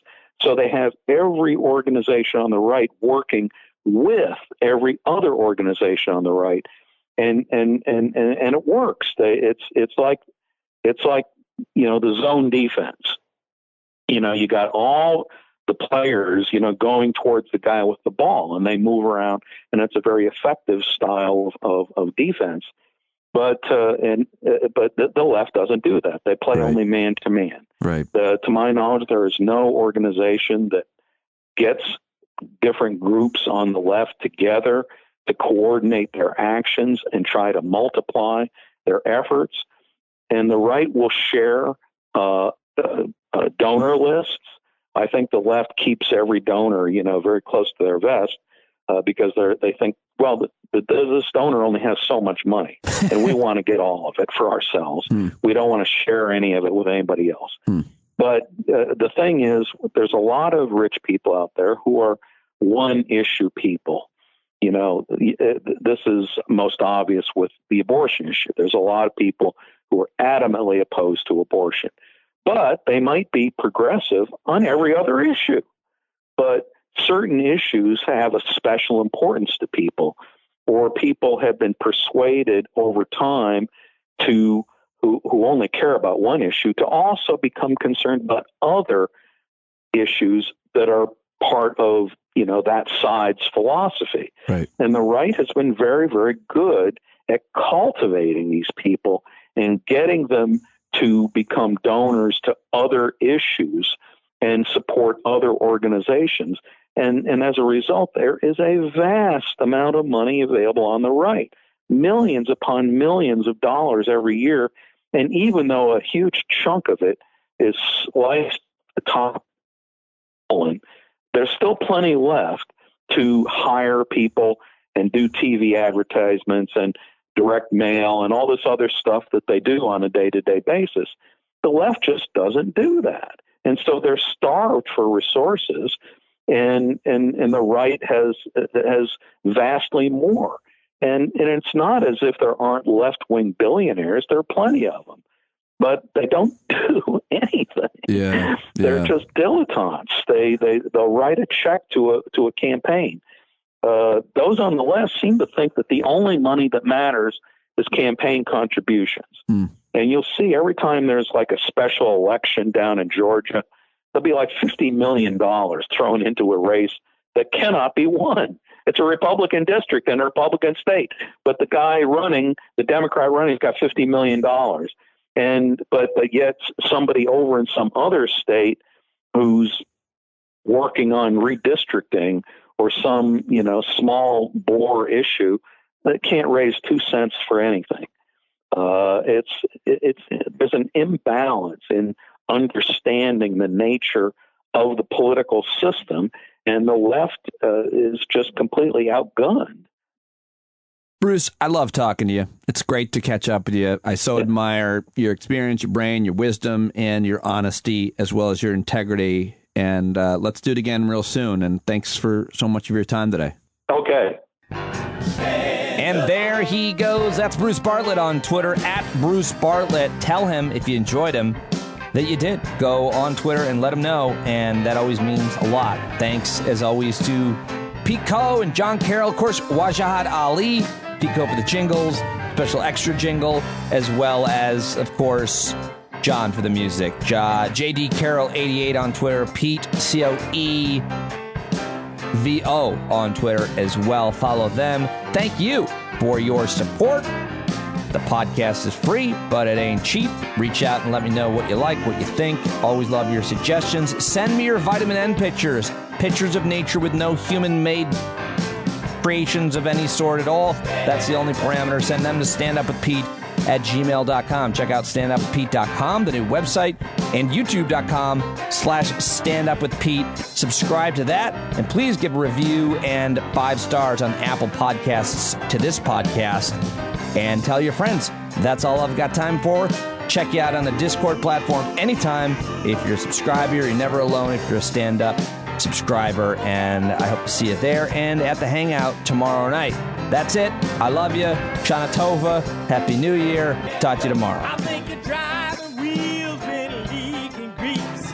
Boy, you better stand up. Stand up. Well, there's a whole lot more of us who know what's right. They'll keep right on ignoring us if we keep sitting tight. You got to open up the window to let in some light. You got to stand up.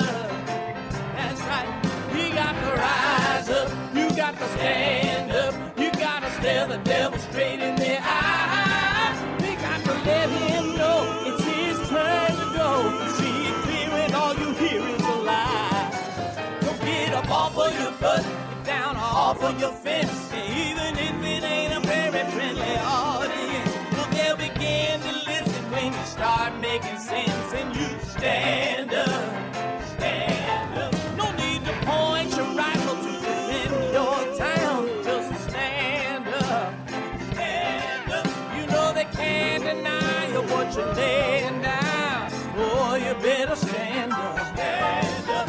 Show your face of every color, yellow, black, red, and brown. She's the place where every lost child will finally be found. There's only one thing to do before we stand our ground, and that's stand up. Stand up. Well, the founding fathers saw a land for all. They had to stand up. They had to stand up. They had a keen imagination for a crystal ball, drawing all the plans of stand up. But all they had to go on was the time they were in, with other causes for laws, and since they weren't even sin, they knew that change was gonna come before the change could begin. They had to stand up. All right, they had to stand up. We got to stand up. We got to look the devil square in the eye. We got to let him know it's his time to go, and make it clear when all we hear is a lie. Why you lying awake wondering where the money all went? It'll be the cost of freedom that'll go unspent. You can see him flee the scene of that experiment if you stand up. All right, we got to speak up, we got to reach up and raise your voice in every way you know how. Don't be toes up, you got to show up. Ain't no better time to do it but now. No need to pledge allegiance to no wanton tribe. Rise up, show obedience to the voice inside, and listen well and it'll tell you not to run and hide. It says stand up. Stand up. Got to stand.